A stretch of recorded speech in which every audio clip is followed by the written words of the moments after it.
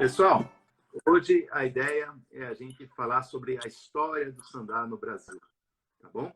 Eu queria já dar as boas-vindas a todos, né? E falar sobre esse projeto que a gente tem feito de sábado às 4 horas da tarde, através do Instagram da Academia Central, lives para a gente viver melhor esses momentos inéditos na nossa geração de isolamento, de quarentena, de uma condição que está deixando a gente em casa. Então, vamos aproveitar esse momento para refletir, conhecer, né? Buscar mais conhecimento para ter uma prática melhor daquilo que a gente faz com tanto amor. Pessoal, hoje, para falar sobre a história do sandá, está aqui compartilhando a tela comigo o João Vitor de Paiva Mazzutti.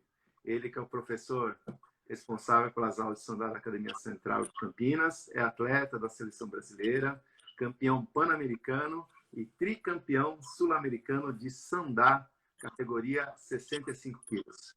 Já saudando também a galera que está entrando. Sorin. Fala, João. E aí, galera, tudo bem? Muito obrigado a todo mundo que está assistindo. Fico muito feliz aí com a presença de todos. Para quem não conhece, o Sifu Ortega é meu mestre desde os meus 7 aninhos. Para quem chama ele estranho, chamar ele de Sifu. Sifu significa pai, né? Em chinês. E ele é como o segundo pai para mim. Ele foi meu mestre, quem me apresentou Kung Fu. Devo muito a ele.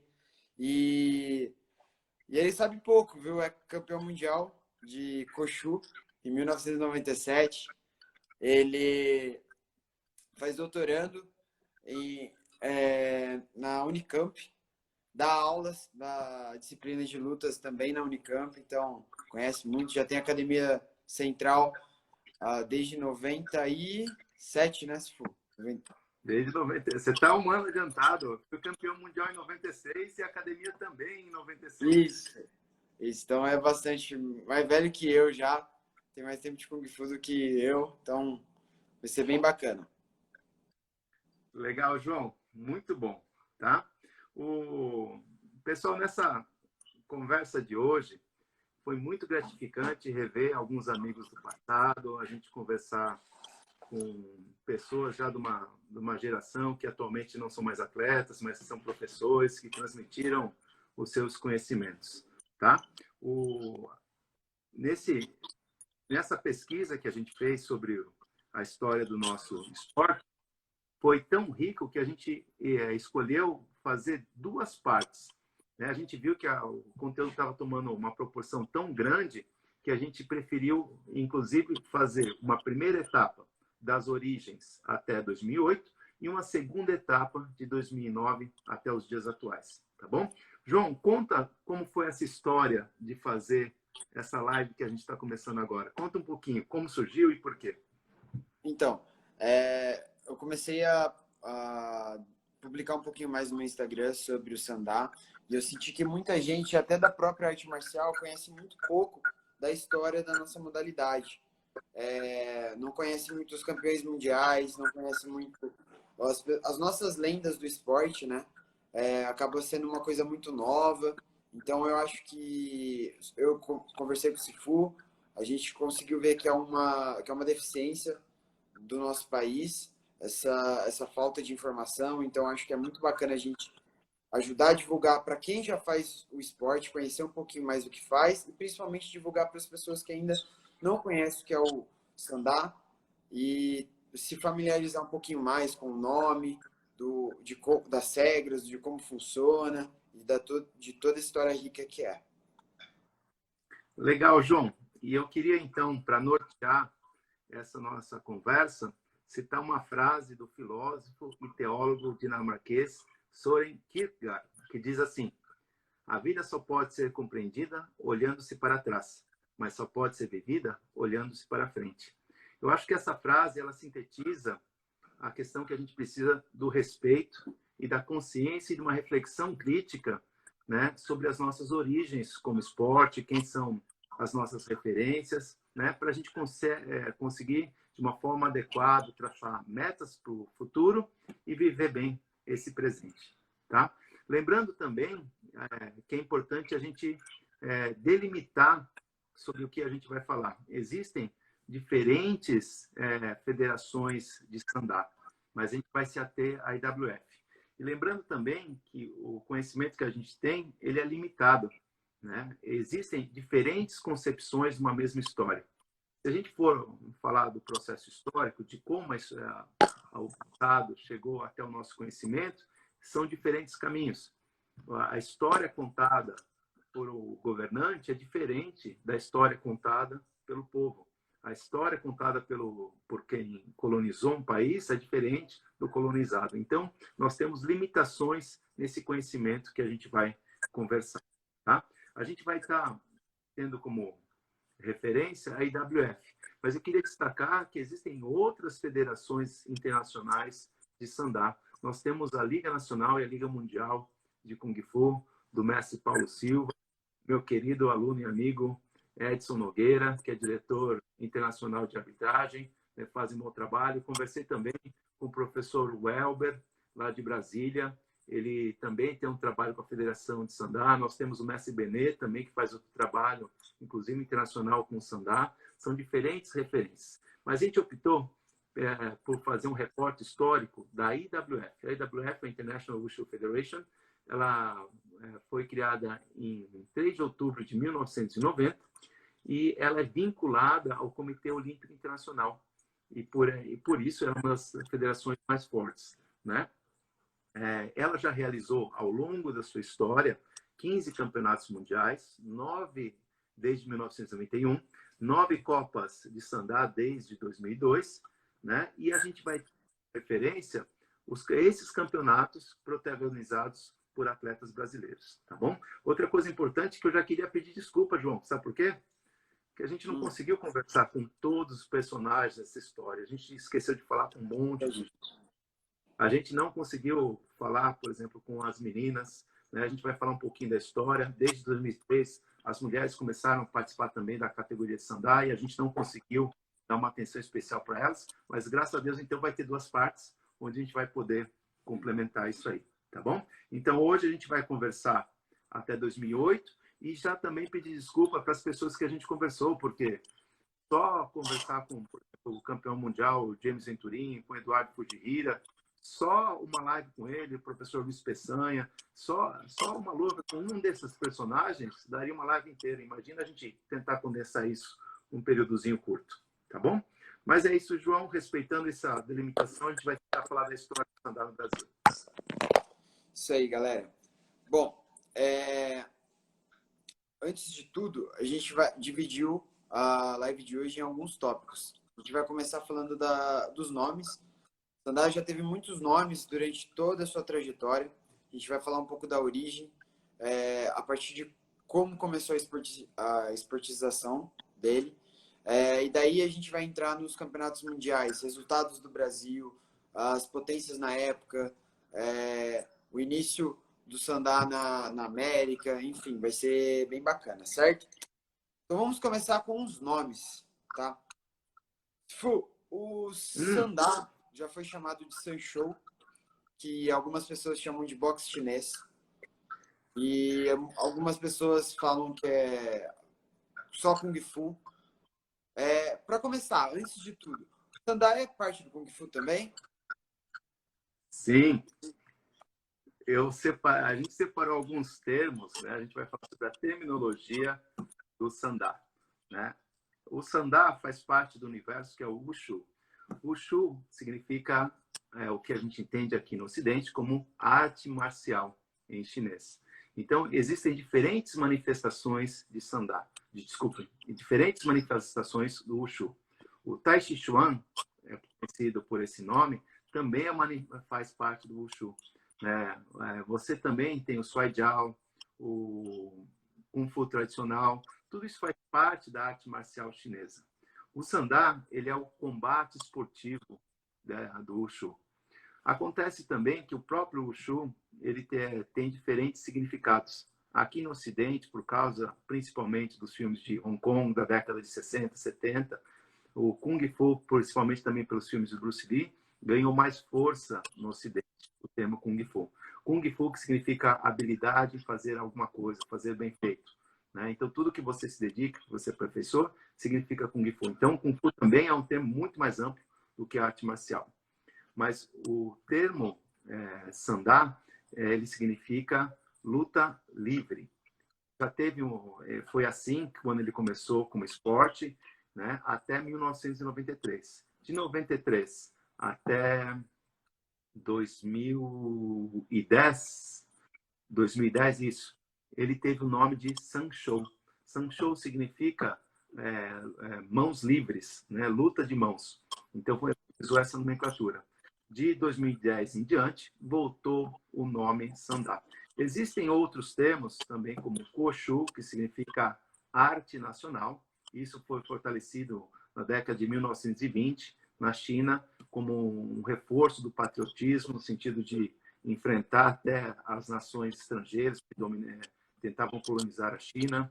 E tem um termo também importante a gente falar sobre Lei Tai, que é a plataforma onde acontecem as lutas, né? E também o boxe chinês. Boxe chinês é uma forma que simplifica tudo isso. É uma referência ocidental para o que é o Sandá. Se a gente for ver esse nome, o boxe vem a partir do que foi um termo em inglês, né? De lutas com as mãos. Então, é o tipo de luta que o povo chinês luta, o boxe chinês. Né? Mas isso é bem simplificado. O Sandá é muito mais que isso. Tá? Então, só resumindo, o Wushu é a arte marcial, Sandá é o nome atual da modalidade, Sanshou é o termo que foi utilizado de 93 a 2010, né? Lei Tai é a plataforma, Kung Fu é o termo, ou como o Wushu é conhecido aqui no Ocidente, tá? E boxe chinês seria uma tradução mais simples do que é o Sandá. É isso, João. Bacana, Sifu. E só sobre o Koshu, o Koshu, ele tem muitas diferenças com o Sandá? Sim. Quando o combate esportivo do Wushu começou a tomar um formato na década de 80, existiram diferentes trabalhos. Um fomentado pela China continental, que formou a IWF, que usa o termo Sandá. E outro mais fortalecido por Taiwan, que é a República da China, onde começou a usar mais esse termo Koshu, que remetia àquele tempo onde a política nacionalista era mais forte. Então, em termos competitivos, sim, tem regras diferentes. Na época que eu competi o Koshu, em 1996, você poderia usar cotovelo, joelho, inclusive cabeçadas, e com equipamentos diferentes, tá bom? Legal. É isso aí, então. Sifu, os primeiros registros históricos do Kung Fu, do Wushu, são mais de 5.000 anos, certo? O Sandá, ele tem mais ou menos esse tempo também, ele é mais recente. Como que surgiu o Sandá? Alguns pesquisadores, alguns historiadores falam que assim que surgiu a necessidade do homem de defender a sua tribo, de conquistar novas terras ou começar a caçar animais, onde começou uma sistematização de técnicas de ataque à defesa, começou a história do Wushu. Então, a partir desses registros, são mais de 5.000 anos, né? Onde começam os primeiros registros históricos. Só que muitos desses registros, eles são baseados em lendas. Aí a gente já vai falar do mestre Nereu Grabalos. O mestre Nereu Grabalos falava que para você entender o Wushu, você precisa conhecer a história e a cultura do povo chinês. E o povo chinês tem muitas lendas, né? E muitas dessas lendas criaram a história do Wushu. Uma delas é do Imperador Amarelo, de mais ou menos 2.640 anos antes de Cristo. Ele foi responsável, é o criador lendário da medicina chinesa, do Feng Shui e também do Suaijiao, uma das primeiras manifestações de Wushu. Né? Então, esses são as lendas que têm mais de 5 anos. Entretanto, a história se faz de apontamentos e registros históricos.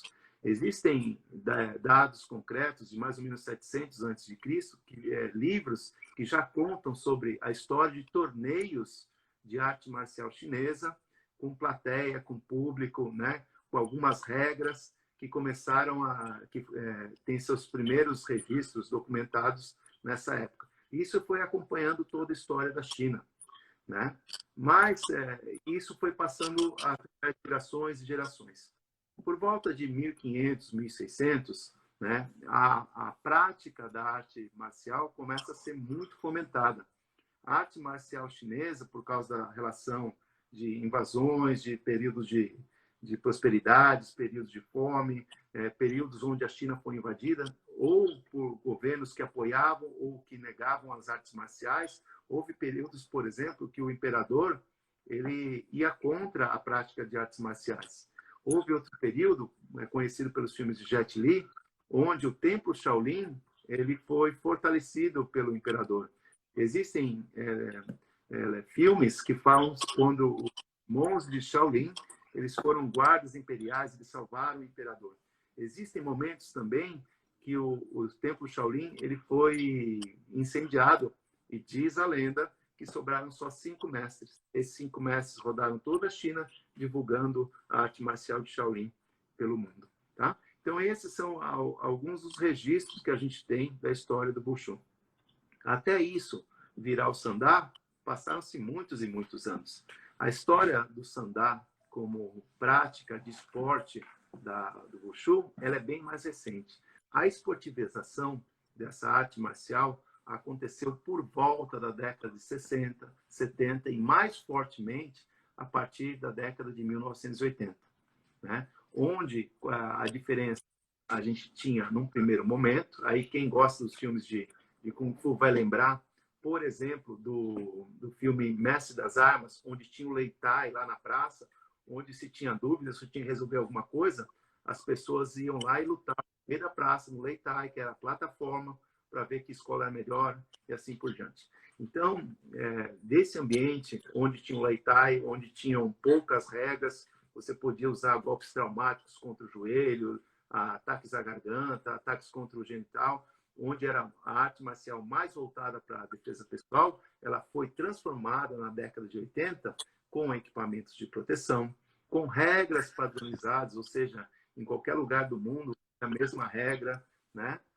Se pensava muito na integridade física do atleta, não era mais um lutador, não era mais uma pessoa defendendo a honra da escola e do seu mestre, mas um atleta, né? E a sistematização de treino começou a mudar bastante. Outra coisa importante, que tem histórias na China, que na década de 1920, existiam campeonatos desse tipo em cima do Lei Tai, que tinham inclusive morte, né? E tem um torneio famoso promovido pela a Escola Central de Kung Fu da China, em 1920, que trouxe mestres da China toda para desafios, e muitos deles morreram, né? E começaram, por exemplo, com mais de 100 pessoas lutando, foram sobrando poucos, e diz uma história que quando sobraram 15, eles interromperam o campeonato, para que não morressem mais mestres e com ele a arte marcial. Então, desse cenário de vida e morte, ela é transformada em esporte, né? Com regras padronizadas no mundo todo. E a partir de... E aí, na década de 80, começam a surgir as federações nacionais. Por exemplo, aqui no Brasil, a CBKW foi fundada em 1989 e ela participou da constituição da IWF, né, que é a International Wushu Federation, em 3 de outubro de 1990. E aí a IWF formatou as regras para começar as competições de Sandá. Sendo que a primeira, João... Foi em 1991, Pequim, na China. Esse campeonato, que foi o primeiro mundial, tivemos participação já do Brasil. E eu vou pegar aqui, galera. O Brasil foi bem, muito bem nesse campeonato. Conseguimos 2 medalhas. Uma pelo Luiz Peçanha. Ele conseguiu uma prata na categoria até 80 quilos. E na categoria até 85 quilos, nós tivemos o nosso primeiro campeão mundial, James Aires. O que você poderia falar um pouquinho sobre os dois? As 2 lendas. São 2 lendas. Professor Luiz Peçanha, vice-campeão mundial. E com destaque, João, o professor Luiz Peçanha, ele ganhou de um campeão nacional chinês. A história que ele nos contou é que ele era por 3 vezes campeão nacional, quase que imbatível, e o professor Pensan conseguiu um grande feito, que foi vencer esse lutador chinês. Segundo as próprias palavras dele, ele poderia até ser mais um campeão mundial, mas ele acabou perdendo por ele mesmo na final. Mas o grande feito do professor Luiz Peçanha é essa vitória sobre um lutador chinês. São poucos lutadores do Brasil que já conseguiram essa façanha. Tá? Conversei também com o professor James Venturim, né? No meu começo, em 1989, ele foi uma das minhas referências na Academia Shaolin de Campinas, do falecido Sifu Hermes Martins, né? Onde ele foi campeão mundial. E foi muito bom assim saber, conhecer a história, como ele chegou até a conquista desse título, né? Então, João, se a gente for ver, foi um excelente começo do Brasil, com um campeão mundial e um vice-campeão mundial. Sim, com certeza. E Sifu, nesse primeiro campeonato mundial, participaram muitos países? Foram 17 países que conquistaram medalhas, né? E o Brasil, ele ficou, contando com a categoria de Taolu também, em 8º lugar. Uma das diferenças é que não tinha o combate stand-up feminino. Isso aconteceu só depois. Então, tinha o Taolu, as formas masculino e feminino, e apenas a categoria masculina para o sandá, tá bom? Uhum. Aqui a gente está vendo a participação do Edson, mais conhecido como Caveira. Obrigado, satisfação tê-lo aí conosco. Ele comentou um pouquinho que nessa época tinha uma dualidade, né? Estava tão forte a divulgação do combate do Kung Fu, uma vertente, como eu falei, indo para a IWF, e outra indo pela International Chinese Wushu Federation, que era fomentada por Taiwan, e Taiwan investia dinheiro, a Taiwan organizava também campeonatos mundiais. E aí, João, em 1992, foi uma turma do Brasil também, representou muito bem o nosso país. Se não me engano, o Marcelo Jutsi foi campeão mundial em Taiwan em 1992 por essa variação do Wushu. E aí, bom saber, né? Eu estou tentando dar um coisinho aí para todo mundo que está entrando. Obrigado às contribuições. Vamos fazendo junto. Próxima, João. Onde foi? 93? 93 foi em Kuala Lumpur, na Malásia. Uhum. E nós tivemos um medalhista também, Manuel Vasconcelos, na categoria até 56 quilos. O que você sabe sobre o Manuel, Sifu? O Manuelzinho é doido. O Manuel, eu não conheço pessoalmente, mas eu sei que ele é doido. Eu vi uma entrevista dele no Jô Soares. Uma história bem engraçada é que ele queria casar com a chinesa e não é que o bichinho foi lá e casou, né?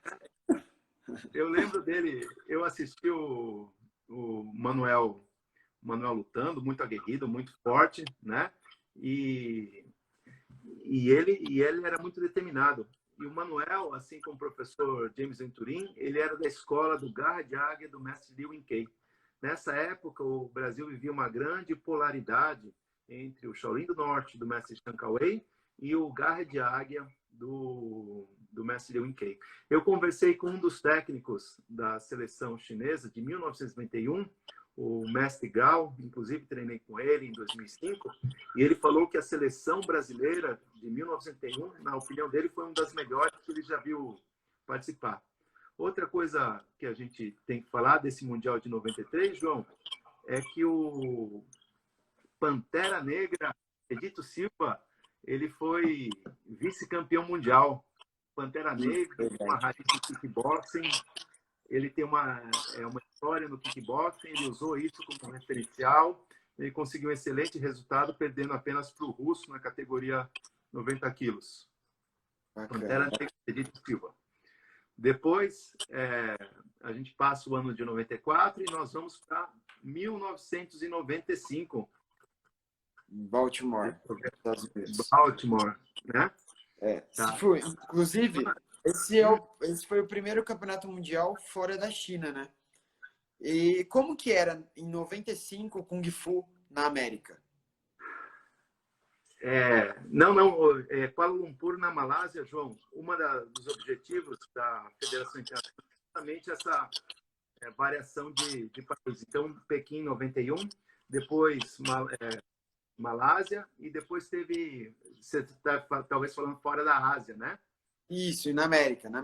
Como Isso, que era foi o primeiro em Baltimore, nos Estados Unidos, né? Sobre esse campeonato, eu não lembro muito, mas tem uma história muito boa que o Eduardo Fujihira me contou. Eduardo Fujihira, que daqui a pouquinho a gente vai falar mais dele, campeão mundial, mas esse foi o primeiro mundial que ele participou. E ele foi nocauteado por um bielorrusso, tomou uma cora por trás, né? E ele falou o quanto isso significou para ele, no sentido assim dele se superar, se reinventar e trabalhar para melhorar, tá? Depois a gente pode, de 95, a gente pode falar, apesar de não fazer parte da IWF, o Brasil teve uma seleção muito boa em 1996, no qual fiz parte. Nós tivemos um excelente resultado em Taiwan, não no Sandá, mas no combate Koshu. Então, o Eduardo Fujihira e o Vanderlei Lucas, do mestre Lewin Kei, nós fomos campeões mundiais. E nós tivemos também, nesse mesmo ano, o professor Wilson Furquim e também o Ricardo Nakai, se estiverem escutando, um grande abraço, vice-campeões mundiais, junto com o professor Marcelino, do Ceará, grande abraço também. Então, em 96, 3 campeões mundiais e 3 vices na modalidade de combate Koshu em 1996. Depois, nós vamos para 1997. Que aconteceu? Onde foi, João? Foi a primeira vez que o Campeonato Mundial foi para a Europa. Foi na Itália, em Roma. E tivemos um terceiro lugar do André Assis, na categoria até 90 quilos. E aqui, o André Assis foi o melhor resultado, mas eu conversei também, está aí junto com a gente, obrigado a presença, o Edson Caveira. Foi o primeiro campeonato mundial dele, e ele contou grandes histórias para mim de como o Brasil, a gente tinha uma realidade, e quando chegou lá, era uma realidade totalmente diferente. Depois, quem quiser conhecer, é uma história muito boa. Ele vai falar, sabe com quem foi a primeira luta dele, João? Quem? Com o Lee. Já ouviu falar com o Lee? Com o Lee, que depois foi pro MMA. Né? Esse é famoso. Pra você ter uma ideia, essa história a gente dá risada hoje, mas mostra a cultura do nosso país. Eu conversei também com o professor Welber, e o mestre Dereu dizia assim, a China só abre as portas quando está tudo pronto, tudo estruturado.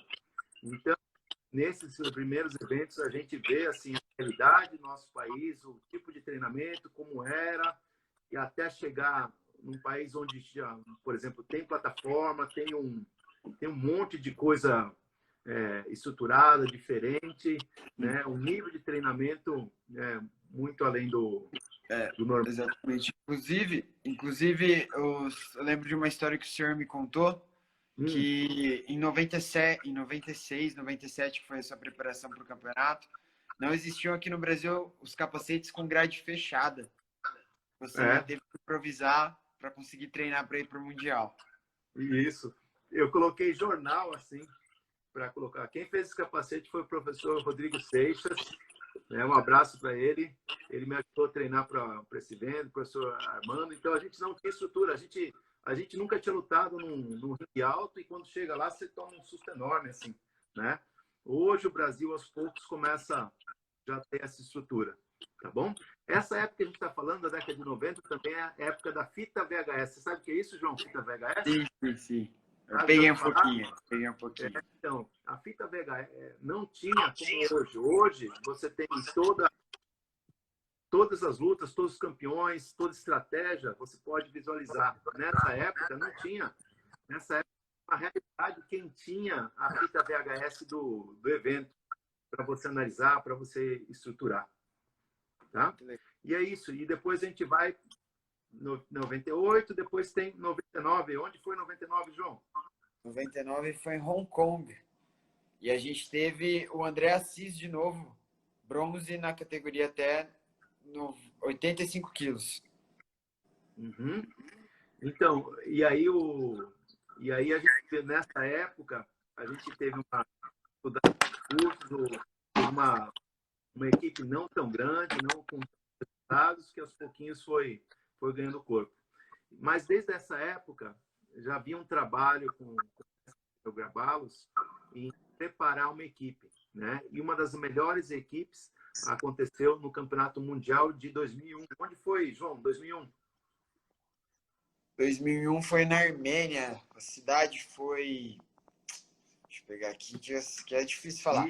Yerevan. Você vai conseguir falar? Yerevan. Na Armênia. Brasil foi bem, não? Esse daí foi muito bem. Vou pegar os resultados para vocês verem. Nós tivemos um campeão mundial novamente. Foi o Eduardo Fujihira, na categoria até 80 quilos. E além disso, medalhamos de novo com o André Assis, agora como vice-campeão, na categoria 85 quilos. Nós tivemos o Emerson Almeida, medalhando em terceiro lugar na categoria até 75 quilos também. E mais uma medalha ainda, tivemos o Elber Alves Santos na categoria até 56 quilos. Campeonato muito bom para o Brasil. Então, provavelmente o melhor resultado do Brasil, né? Até provavelmente. Hoje. Então, se a gente pegar pelo quadro de medalhas do sandá masculino, o Brasil ficou em quarto lugar. Então, em países, nesse contexto, o Brasil entraria no pódio, né? Entre os 4 melhores do mundo. Então, a gente vê resultados muito expressivos. E um do diferencial que eu conversei com esses lutadores, eu conversei com o Elber, eu conversei com o Emerson e com o Fuji, foi a preparação. O quanto essa turma se preparou, não em 1, 2, 3 meses, mas um preparo ao longo de 2 anos, intensificado. Então, toda essa turma falou assim, e eles lembram de 2001, do carnaval. O carnaval deles foi dentro de uma academia, treinando, se não me engano, na academia do professor Mafra, em Limeira, e aí eles passaram o carnaval todo treinando. Um diferencial, então, foi a concentração, a preparação desse para conseguir esse bom resultado.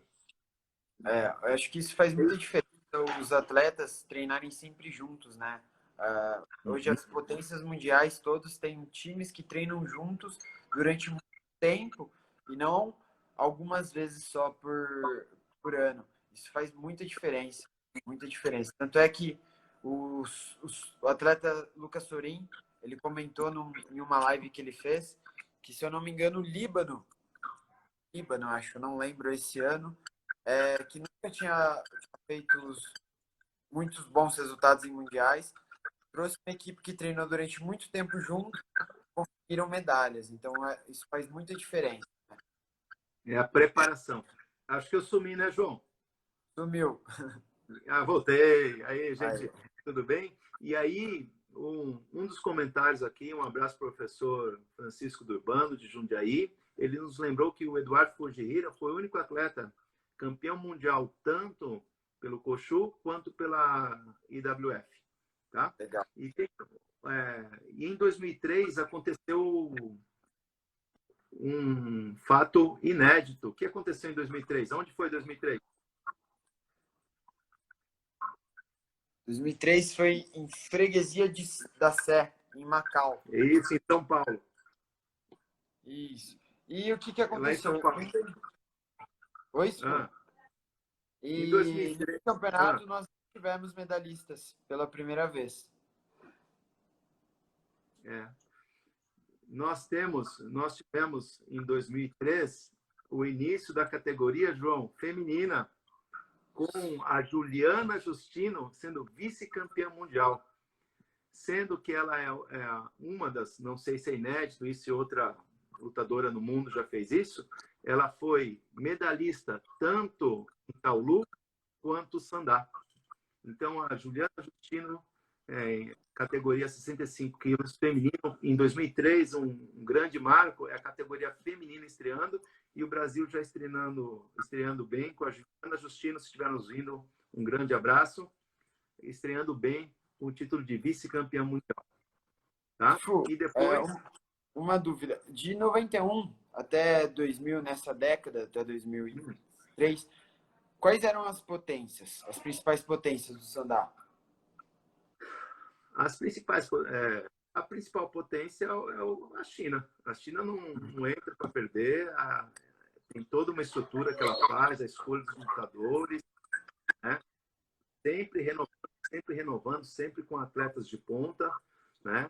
Em paralelo a isso, nós tínhamos, logo lá no começo, em 91, por causa do investimento de Taiwan, alguns lutadores de Taiwan também despontando nas duas federações, tanto de Wushu quanto de Wushu.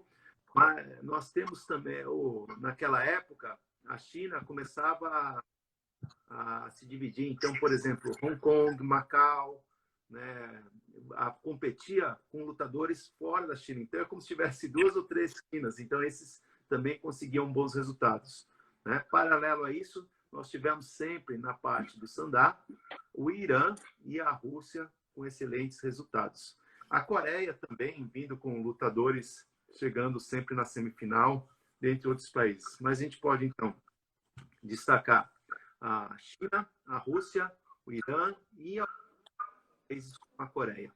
O país sede também sempre destacou. Então, a gente não chegou ainda, mas, por exemplo, quando o Mundial foi na Turquia, a Turquia conseguiu muitas medalhas. Quando foi na Armênia, a Armênia também conseguiu muitas medalhas. Tem esse fator da sede, onde o país sede se esforça para ter e conquistar bons resultados. Lutar em cada lugar é diferente. Legal, se for. E do tempo, João? Depois de Macau, nós vamos para o Vietnã, em 2005, campeonato em Hanoi, no Vietnã. O que você pode falar desse campeonato, Sifu? Esse, João, eu não consegui acompanhar muito bem, mas eu lembro, por exemplo, na época eu começava a estar mais próximo novamente da CBKW. Eu lembro que quem fazia parte desse mundial é o Rafael Uliani, que hoje é presidente da CBKW.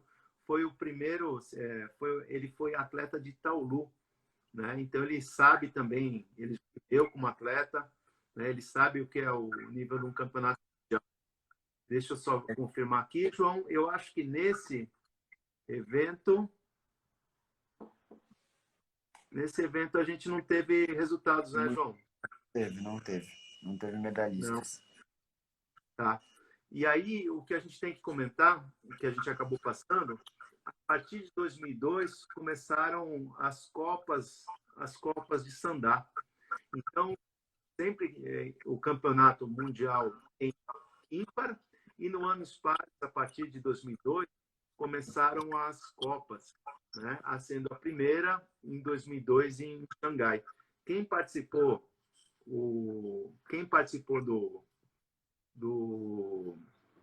da primeira Copa de 2002 foi o Emerson, né? Ele é fazendo um bom papel lá. Temos participação, João. Oi?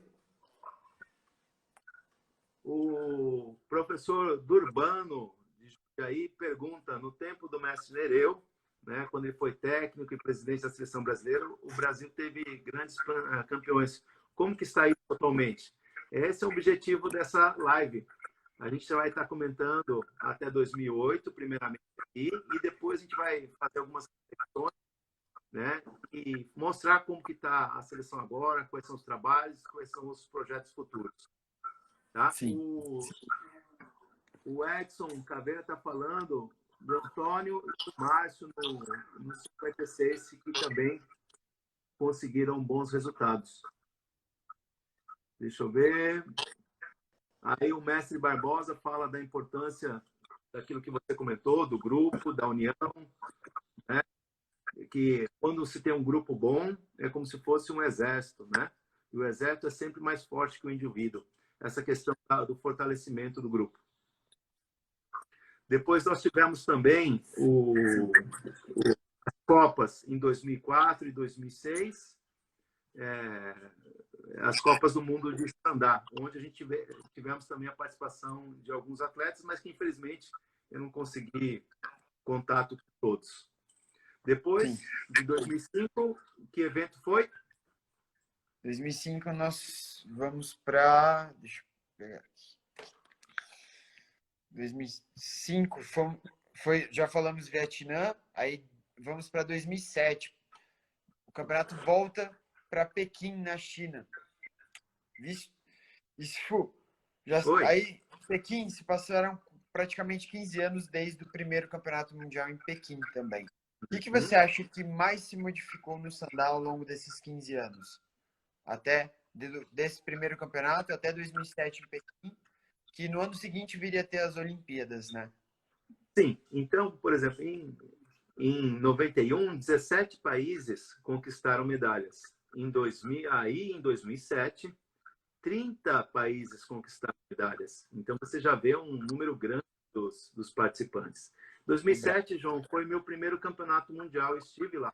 Estive em loco lá vendo como os bastidores, o que aconteceu, como funciona, tá?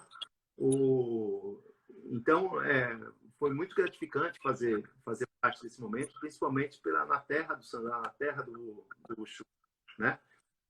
Nesse campeonato de 2007, nós tivemos 2 bronzes, um com Emerson na categoria 85 e outro na categoria feminino com a Ana Fatia. A Ana Fatia, que lutou na categoria 56 quilos. Tá? Aproveitando aqui a sabedoria do Edson, ele está falando que o pessoal participou de Hanoi, mas não conseguiu pódio, e que o Emerson Almeida e o André participaram da Copa do Mundo de 2002, conquistando, respectivamente, o André o vice-campeonato e o Emerson o 3º lugar. É isso, tá? E aí, completando sobre esse Mundial de 2007, me chamou muito a atenção, não só na parte de sandá, mas de taolu, a quantidade de atletas. Imagina na parte do taolu, 125 atletas na categoria Chantrain para disputar uma medalha de ouro, né? A gente via nas categorias de sandá, João, se você já acha muito categoria com sei lá, 16 atletas na chave, tinha categorias com quase 50 atletas numa chave. Imagina o tanto de lutas que você tinha que fazer para lutar numa categoria dessa, tá? A Elis está falando aqui que já lutou com a Ana Fatia, que a gente vai ver, conseguiu excelentes resultados, não só nesse de 2007, mas também em outras edições do Mundial, né? E na parte do sandá, esse campeonato de 2007 ele foi muito importante porque ele antecedia as Olimpíadas de Pequim. Então, toda a estrutura do campeonato mundial da IWF era estrutura olímpica. Então, foi muito perto de tudo que seria as Olimpíadas de Pequim. E nesse campeonato, ele foi seletivo para um evento que aconteceu paralelo às Olimpíadas em 2008, onde nesse evento a gente teve o Adriano Lourenço na parte de taolu e o Emerson e a minha esposa Ariana na parte do sandá. E esses 3 atletas eu tive também o prazer de acompanhar, o professor Marcos Vinícius, né? Lá nas Olimpíadas. Então, a gente esteve na Vila Olímpica, a gente respirou todo o ar, toda a atmosfera do que é as Olimpíadas e como seria o Wushu como esporte olímpico. Bacana esse filme. Muito bom. Tá, então, a gente já entrou um pouquinho em 2008, que foi essa questão do Wushu se aproximar do que é ser um esporte olímpico. Então, ele fez parte assim, como esporte de demonstração dentro das Olimpíadas. Não contou como quadro de medalhas, mas ele teve toda a estrutura, todo o evento assim, dentro das próprias Olimpíadas. Tá? E acho que é isso, João. É isso, Fu. Aí vai ficar mais para o próximo sábado. E sábado que vem também eu queria perguntar bastante sobre, um pouquinho antes, já perguntando hoje, sobre a aproximação do Kung Fu nas Olimpíadas, né? Como teve a participação em 2008, depois teve a participação nos Jogos Olímpicos da Juventude também, né? Teve uma de teste. E no ano passado entrou oficialmente nos Jogos Olímpicos da Juventude. Já há muito tempo está nos Jogos Asiáticos. Você acha que o Kung Fu está próximo de entrar para... Caiu a conexão do João, pessoal. Enquanto ele vai estar entrando de volta, eu já vou estar respondendo. A ideia é se o Wushu está perto ou não de se tornar um esporte olímpico. Quem respondeu muito bem essa questão foi uma live que está acontecendo pela CBKW. Ela acontece toda quinta-feira às 8 horas da noite. Teve uma conversa com Daniel Dionísio, vice-presidente da Confederação Brasileira, Rafael Uliani, atual presidente, professor Marcos Vinícius, onde deram um panorama não só dessa proximidade do Wushu com as Olimpíadas, mas tudo que está acontecendo no cenário internacional agora no ano de 2020 no Wushu. Então, quem quiser acompanhar pelas mídias sociais da CBKW pode ver isso. E a resposta deles, que estão mais perto das federações que têm essa resposta, é que o Wushu está caminhando para assim se tornar um esporte olímpico, assim como é o judô, o karatê e o taekwondo atualmente. Tá?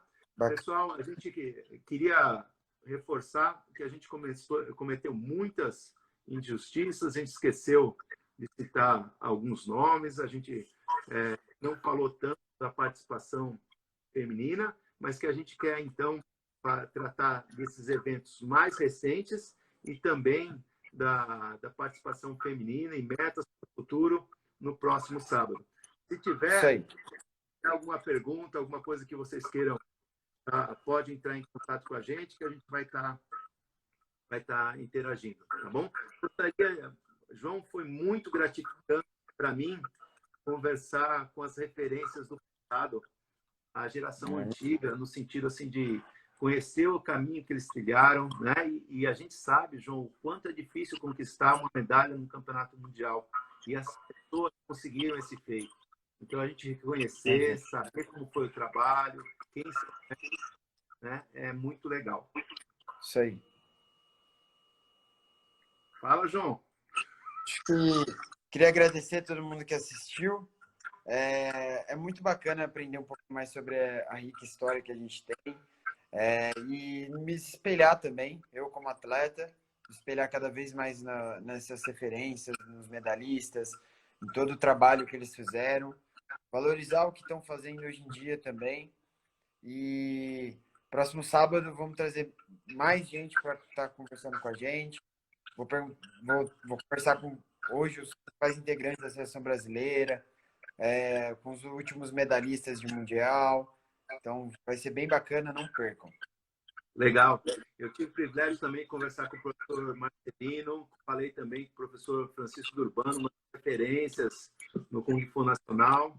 Eu gostaria de agradecer a conversa contigo e com cada uma dessas pessoas, o Eduardo Fujihira, né? O Eduardo contou cada história para mim da época que ele treinava. Vale uma live só com ele, né? Vale a gente convidar ele um dia. Vale uma live só com ele.